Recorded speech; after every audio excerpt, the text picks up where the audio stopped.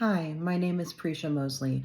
I've been speaking out for a number of years about the harms of medical transition, and it's been a few years now. I detransitioned in mid to late 2022.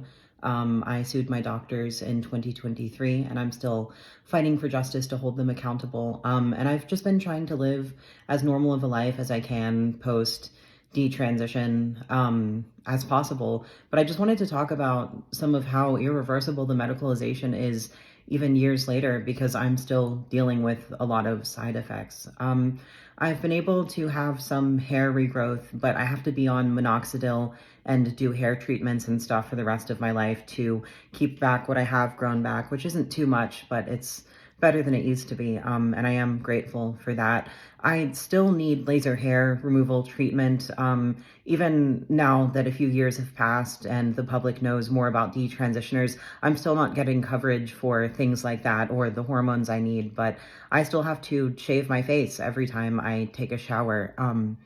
I have had children now, a child I've been able to give birth because I was not on puberty blockers after being given fertility treatments and dealing with that. But, detransition affects motherhood. I didn't think when I was 17 years old that I would ever want to be a mother or feel healthy or strong or safe enough. And my doctors never considered it when they cut my breasts off when I was just a teenager and I didn't know better. And all for a scam, a lie, a transition that didn't even work.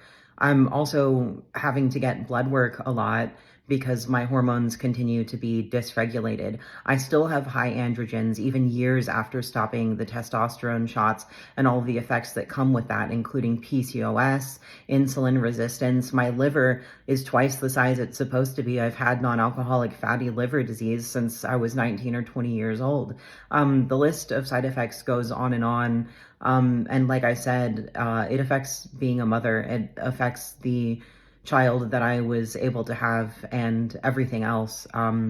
These effects just haven't gone away. And on top of that, there aren't doctors or research or anyone to help detransitioners after the fact, because everything that happened to me, from the testosterone injections to the double mastectomy and changing my name and everything, it was all a giant experiment, a medical experiment that ultimately failed because I didn't turn into a man. And now 10 years down the line, I'm a woman with numerous health conditions who doesn't believe that she's trans or hate herself anymore.